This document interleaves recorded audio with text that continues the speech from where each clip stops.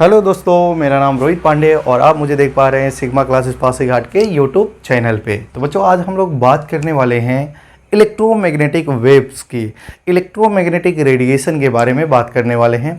Last class में हम लोग एटॉमिक स्ट्रक्चर में एटॉमिक टर्म का बारे में पढ़े थे, जिसमें आपको बताया गया था एटॉमिक नंबर किसको बोलते हैं, एटॉमिक मास किसको बोलते हैं। उससे पहले आपको बताया गया था थॉमसन का मॉडल, थॉमसन मॉडल क्या था, रदरफोर्ड का मॉडल क्या था। रदरफोर्ड का मॉडल से पहले हम लोग पढ़े थे इलेक्ट्रॉन की डिस्कवरी कैसे हुई थी।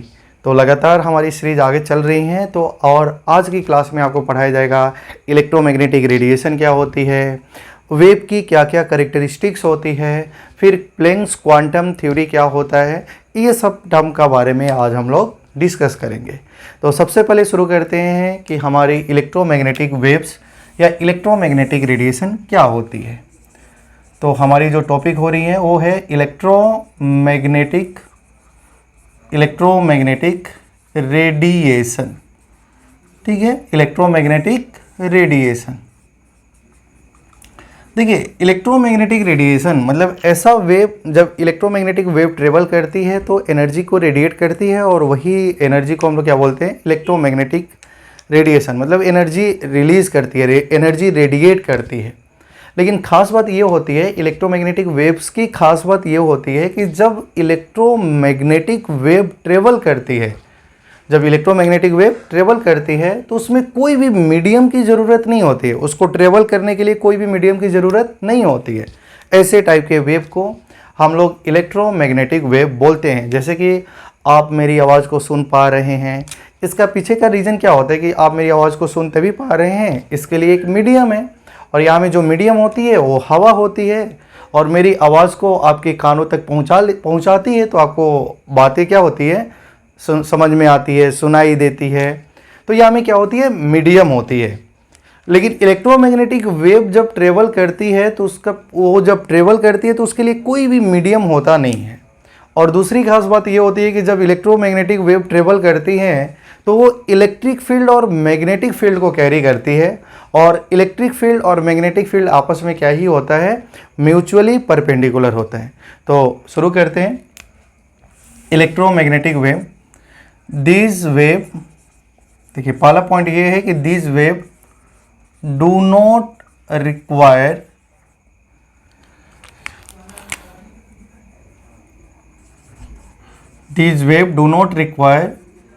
any medium to travel are known as electromagnetic wave.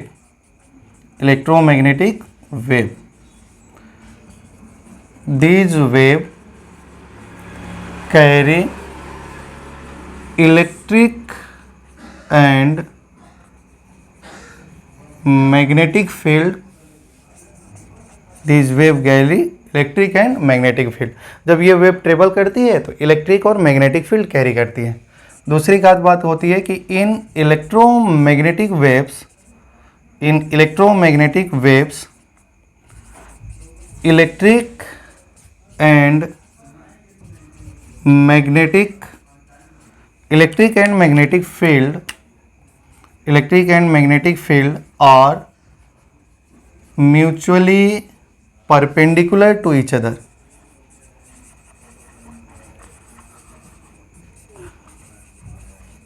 हमारी इलेक्ट्रिक फील्ड और मैग्नेटिक फील्ड आपस में क्या होती है, परपेंडिकुलर होती है। और तीसरी बात ये होती है कि जब हमारी इलेक्ट्रोमैग्नेटिक वेव ट्रेवल करती है तो उनका जो स्पीड होता है वो speed of light in vacuum का बराबर होता है। तो दे always travel with speed of light in vacuum। जो speed of light in vacuum होती है वो 3 × 10 की पावर क्या होती है, 8 मीटर पर सेकेंड। इतना स्पीड से इलेक्ट्रोमैग्नेटिक वेव ट्रेवल करती है।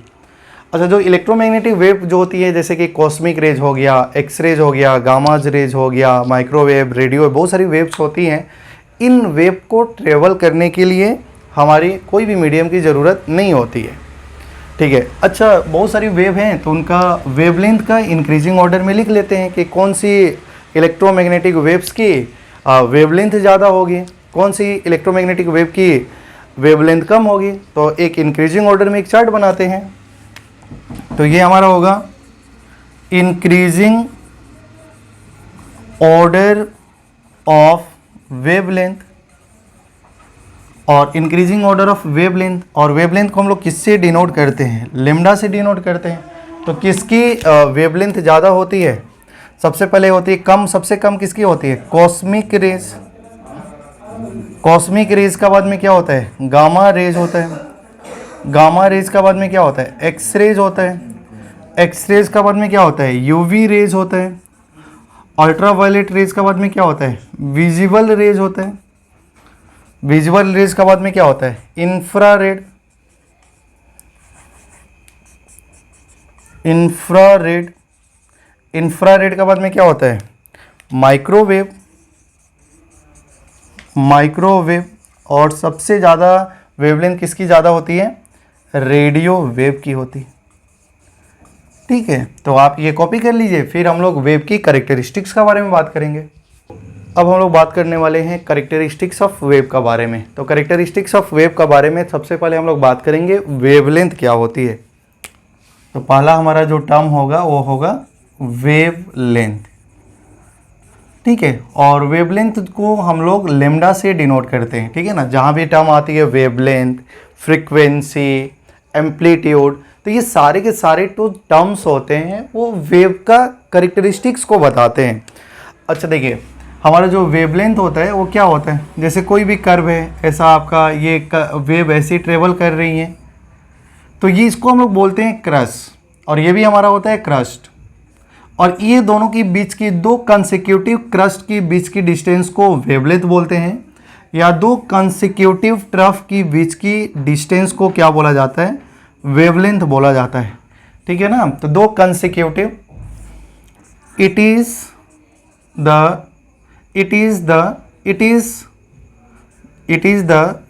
two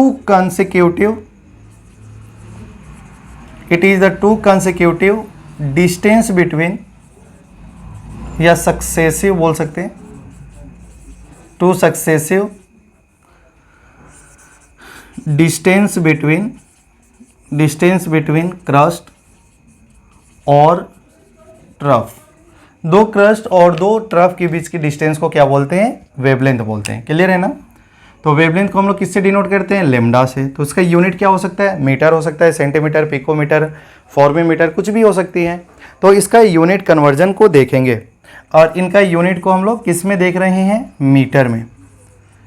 ठीक है, एक एंगस्ट्रॉन में हमारी कितनी होती है, 10⁻⁻10 मीटर होती है। एक नैनोमीटर में हमारी क्या होती है, 10⁻⁹ मीटर होती है। एक हमारा पिकोमीटर में क्या होता है, 10⁻12 मीटर होता है। एक फॉर्मीमीटर में 10⁻15 मीटर होती है। तो ये जो यूनिट है, अगर एंगस्ट्रॉन में दिया है उसको मीटर में कन्वर्ट करने के लिए ऐसा करना है, नैनोमीटर में दिया है तो ऐसा कन्वर्ट कर लेंगे। तो देखिए, कभी कभी क्या होता है ना कि आपको एंगस्ट्रॉन में दिया है और फॉर्मीमीटर में पूछना है, रिलेशन एंगस्ट्रॉन और फॉर्मीमीटर का क्या होगा।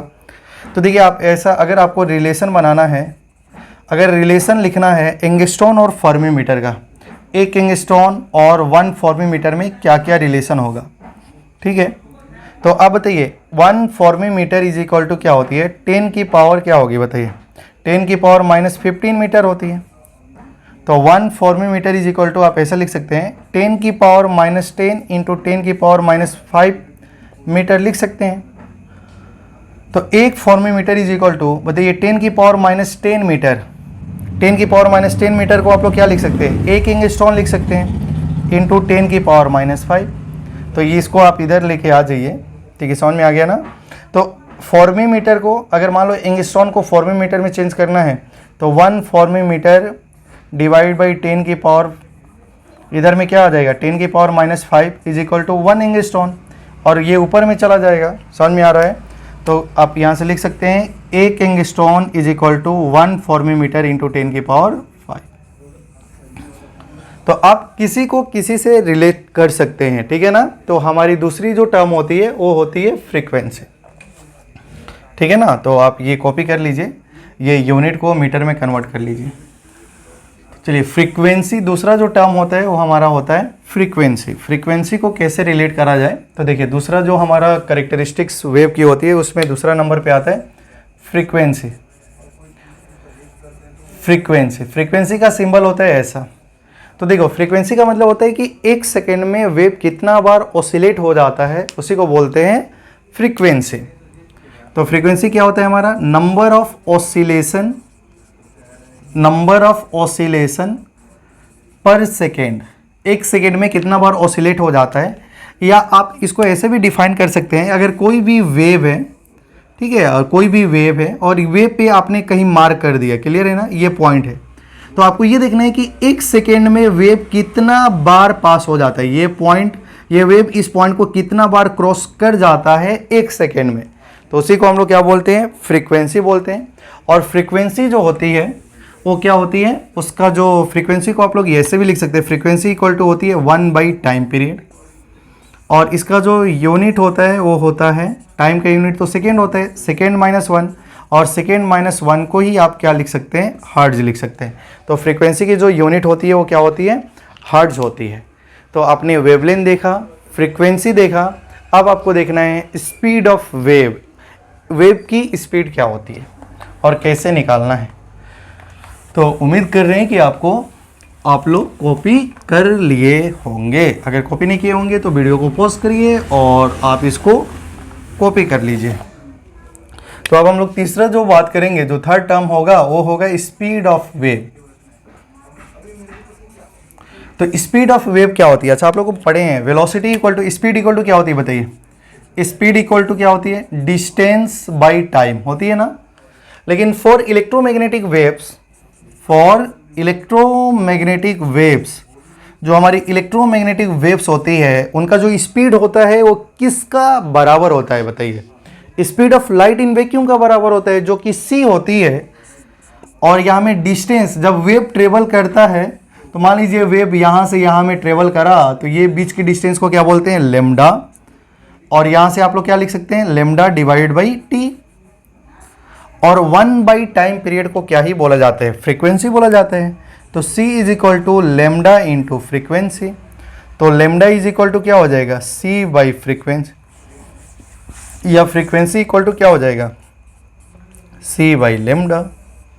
और यहाँ में c क्या है, स्पीड ऑफ लाइट, लेमडा क्या है, वेवलेंथ, और ये क्या है, न्यू क्या है, फ्रीक्वेंसी है। तो फ्रीक्वेंसी इक्वल टू क्या होती है, c डिवाइडेड बाई लेमडा, जिसमें c का वैल्यू मालूम होता है।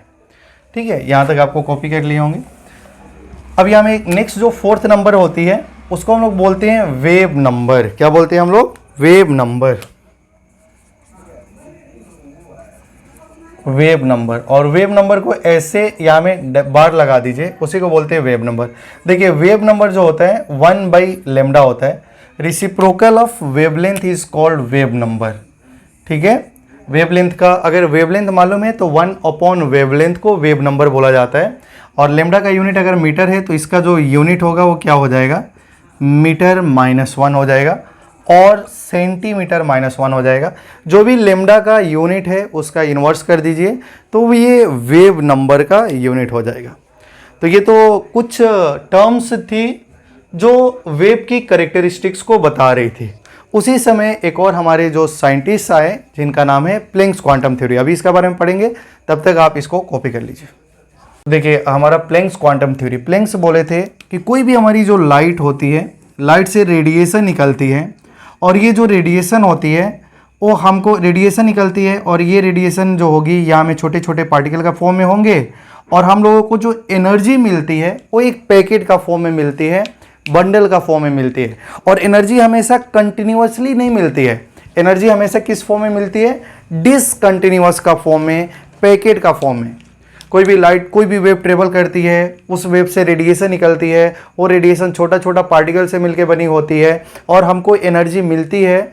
और एनर्जी कंटिन्यूअसली नहीं मिलती है, एनर्जी डिसकंटिन्यूअस, डिस्क्रीट पैकेट का फॉर्म में मिलती है। और उसी को हम लोग क्या बोलते हैं, क्वांटा बोलते हैं। एक पैकेट एनर्जी मिल गया, फिर आपको दूसरा देर के बाद में दूसरा पैकेट एनर्जी मिलेगा, फिर थर्ड पैकेट एनर्जी मिलेगी। एनर्जी ऐसे ही आपको मिलती रहती है, लेकिन डिसकंटिन्यूअस का फॉर्म में मिलती है। और एक बंडल फॉर्म ऑफ एनर्जी को हम लोग क्या बोलते हैं, क्वांटा। अगर वो लाइट से एनर्जी निकल रही है, लाइट से हमको एनर्जी मिल रही है, तो उस क्वांटा का नाम क्या हो जाता है, फोटोन हो जाता है। तो प्लैंक्स ने क्या बोले कि कोई भी हमारी अगर लाइट है, ये ट्रेवल कर रही है वेव, अगर मान लीजिए ये लाइट है और लाइट की कुछ अपनी एक फ्रीक्वेंसी होगी फ्यू न्यू, तो energy is directly proportional to frequency of light होती है। तो यहाँ में देखिए प्रोपोर्शनैलिटी कांस्टेंट को हटाने के लिए हम लोग एक कांस्टेंट यूज करते हैं जिसका नाम है h इंटू न्यू। तो फ्रीक्वेंसी इक्वल टू क्या होती है, एनर्जी क्या होती है, h into nu, where h क्या है, हमारा कांस्टेंट है, और उस कांस्टेंट का नाम होता है प्लैंक्स कांस्टेंट। क्या नाम होता है, प्लैंक कांस्टेंट। और ये h की वैल्यू, h क्या है हमारा, प्लैंक्स कांस्टेंट है।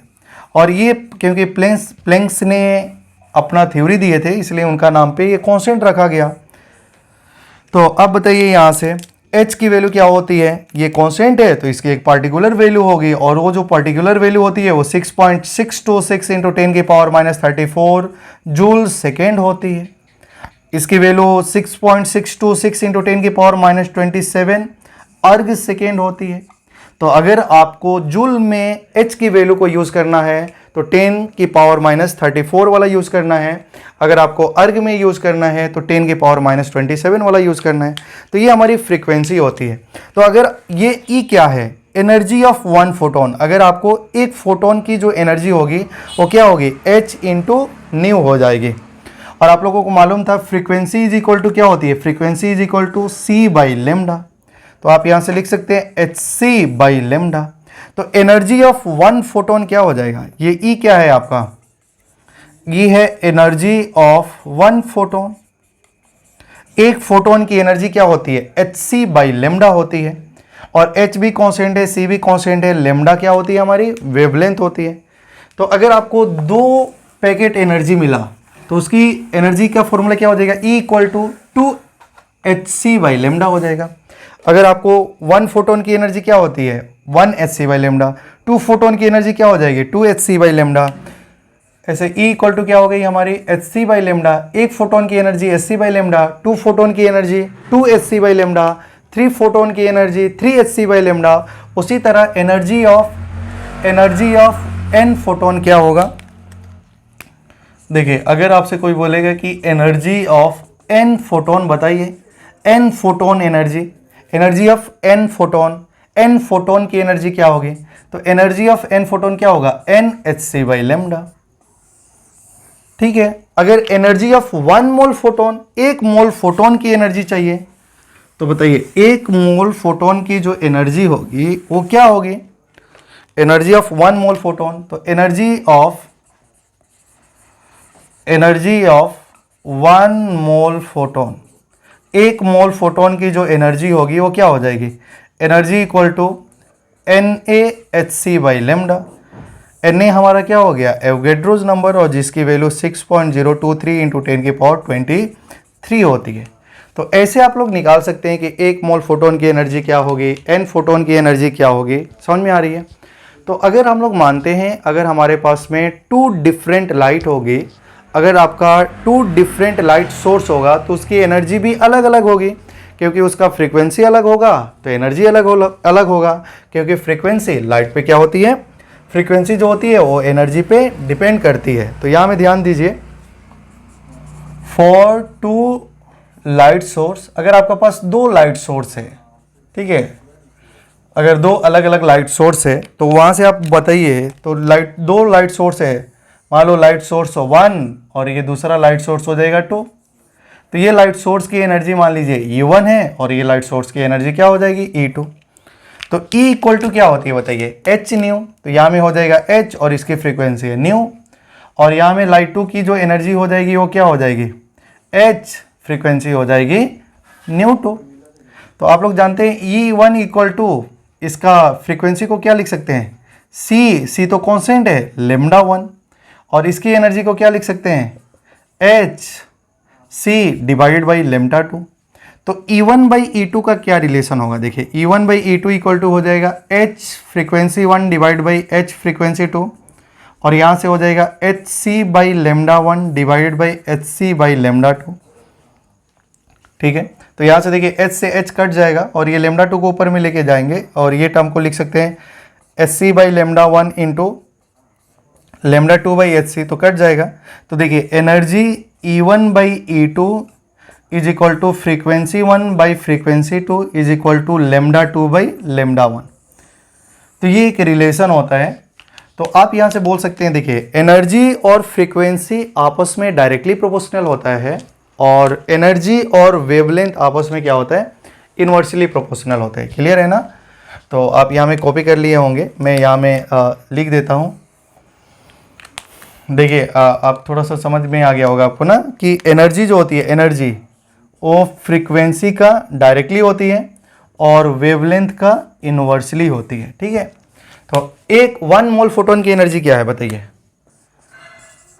एनर्जी ऑफ 1 फोटोन, एक फोटोन की एनर्जी क्या है? E equal to HC by lambda. अच्छा यहाँ में बताइए HB क्या है हमारा? प्लैंक कांस्टेंट, और CB क्या होती है? प्लैंक कांस्टेंट होती है। तो अब थोड़ा सा ध्यान से देखिए, H की वैल्यू होती है 6.626 इंटू 10 की पावर माइनस 34 जूल सेकेंड, और C की वैल्यू होती है 3 इंटू 10 की पावर 8 मीटर पर सेकेंड। तो देखो आपको याद करने वाली बात ये है, आप ये कॉपी कर लिए होंगे कि और H और C अगर वेवलेंथ हमारा नैनोमीटर में है, वेवलेंथ हमारा अगर वेवलेंथ हमारी नैनोमीटर में है तो आप लोग क्या लिख सकते हैं? देखो H और C की वैल्यू होती है 1240 नैनो इलेक्ट्रॉन वोल्ट नैनोमीटर। अगर आपका वेवलेंथ नैनोमीटर में है तो H और C का जो प्रोडक्ट होती है वो कितनी होती है? 12400। और आपको मालूम है कि अगर HC का वैल्यू हो गया 12400 एंगस्ट्रॉन, आपका जो हो गया इलेक्ट्रॉन वोल्ट एंगस्ट्रॉन। अगर आपका वेवलेंथ एंगस्ट्रॉन में गिवन है उस समय जो अगर आपका वेवलेंथ एंगस्ट्रॉन में गिवन है तो HC का प्रोडक्ट को क्या रखना है? 12400 इलेक्ट्रॉन वोल्ट एंगस्ट्रॉन। क्लियर है ना? इससे कैलकुलेशन आसान हो जाता है। अच्छा और देखिए इलेक्ट्रॉन वोल्ट क्या होता है? एक electron volt is equal to क्या होता है? 1.6 इंटू 10 की पावर माइनस 19 जूल होती है। ठीक है, एक इलेक्ट्रॉन वोल्ट में इतना जूल होता है। फिर अगर जूल को किलो जूल में कन्वर्ट करना है तो कर सकते हैं। क्लियर है ना? ठीक है, तो आप इसको कॉपी कर लीजिए। तो एक क्वेश्चन करते हैं, देखिए calculate the energy of radiation, calculate the energy of radiation having wavelength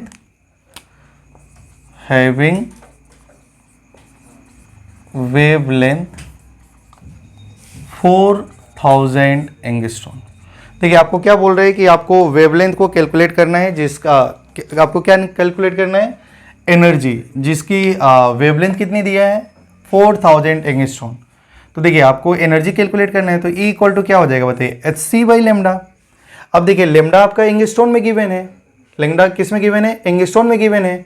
तो HC को क्या यूज करना है बताइए? 12400 क्या होगा? Electron volt angstrom divided by lambda कितना है बताइए? 4000 एंगस्ट्रॉन। एंगस्ट्रॉन से एंगस्ट्रॉन कट जाएगा, देखो यहाँ में 20 से 20 कट जाएगा। ठीक है, 4 से 4 10 जा 40, 4 3 जा 12, ये हो गया। तो एनर्जी जो आई वो क्या आ गई? फिर 10 से डिवाइड करेंगे तो हो जाएगा 3.1 इलेक्ट्रॉन वोल्ट, और इलेक्ट्रॉन वोल्ट को फर्दर जूल में कन्वर्ट कर लीजिए तो 3.1 इंटू 1.6 इंटू 10 की पावर माइनस 19 जूल। तो ये एनर्जी हमारी आ गई किस में? जूल में। और आपको क्या करना है? 3.1 और 1.6 को आपस में मल्टीप्लाई करना है। कॉपी कर लीजिए। ये 100 watt bulb having monochromatic light of wavelength 400 nanometre, then calculate the number of photon emitted by bulb per second. तो आपको ये क्वेश्चन में कैलकुलेट करना है कि एक सेकेंड में कितने फोटोन बल्ब से इमिट होंगे, जबकि वेवलेंथ आपको 400 नैनोमीटर दिया है और आपको पावर दिया है। ठीक है, तो देखिए यहाँ में पावर आपको दिया है 100 वाट। पावर क्या होता है? Work by time. तो आप यहाँ से लिख सकते हैं work equal to power into time. ठीक है, तो लेट कर लीजिए कि उस बल्ब से n फोटोन इमिट कर रहे हैं, तो let n photon emitted by the bulb. ठीक है, तो आपका एनर्जी होती है, एनर्जी ऑफ एन फोटोन क्या होती है, N H C by lambda. तो आप लोग मान लीजिए कि एक सेकेंड में हमारा जो फोटोन कितना इमिट बाहर हो रहा है, एन फोटोन बाहर निकल रहे हैं, एक सेकेंड में आपको देखना है, ठीक है। तो एनर्जी, अच्छा बताइए वर्क इक्वल टू क्या होता है, पावर इनटू टाइम। आप लोग पढ़ें कि work is a form of energy होती है, तो एनर्जी का जगह में आप लोग क्या भी लिख सकते हैं, डब्लू, वर्क, डब्लू क्या होता है, work done, work equal to क्या होते हैं, पावर इनटू टाइम। तो work is a form of energy, तो एनर्जी इक्वल टू क्या हो जाएगा, पावर इनटू टाइम हो जाएगा। तो एनर्जी क्या हो जाएगा हमारा, पावर इनटू टाइम एन। अच्छा बताइए यहाँ से एच सी लेमडा किस में दिया है, नैनोमीटर में दिया है, तो एच सी की वैल्यू क्या हो जाएगी, 1240 electron volt nanometre divided by wavelength. Wavelength कितना हो जाएगा, 400 नैनोमीटर। नैनोमीटर से नैनोमीटर कट जाएगा और पावर कितना है 100 और टाइम कितना होगा t।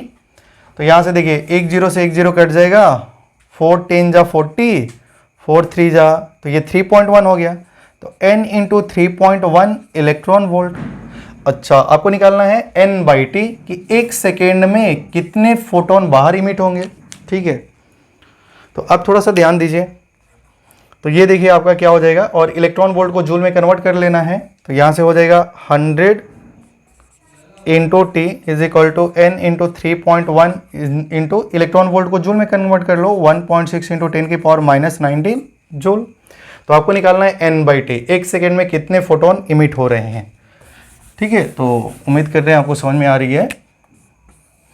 तो अब थोड़ा सा ध्यान से देखिए, n बाई टी निकालना है, तो ये टर्म को आपको डिवाइड करना होगा, तो ये हो जाएगा 100 डिवाइडेड बाई 3.1 इंटू 1.6 इंटू 10 की power -19 is equal to n by T. तो एक सेकेंड में कितने फोटोन इमिट हो रहे हैं, इतने हो रहे हैं। अच्छा देखिए आपको सबसे पहले क्या करना होगा, 3.1 को 1.6 से मल्टीप्लाई करना होगा, तो 3.1 को 1.6 से मल्टीप्लाई करेंगे तो 16 1 जा 16, तो 6 हो जाएगा और 4.96, ठीक है। तो ये हो जाएगा 4.96 और 10 की पावर 19 को ऊपर लेके जाएंगे तो 10 की पावर 19 n बाई टी की वैल्यू आ गई। अच्छा जब इसको डिवाइड करेंगे ना 100 डिवाइड बाई 4.96, तो ये आ जाएगा 20.16 इंटू 10 की पावर 19 n बाई टी। अच्छा डेसिमल को एक डिजिट इधर लेके आएंगे तो 10 की पावर एक बढ़ जाएगी, तो 2.016 इंटू 10 की पावर 20। एक सेकेंड में इतने फोटोन इमिट हो रहे हैं, तो आप अप्रोक्स में क्या भी ले सकते हैं, 2 इंटू 10 की power 20 number of photon emitted by the bulb per second. तो ये क्वेश्चन यहीं में खत्म होता है। तो आज के लिए इतने ही, मिलते हैं नेक्स्ट वीडियो में, तब तक के लिए बाय बाय।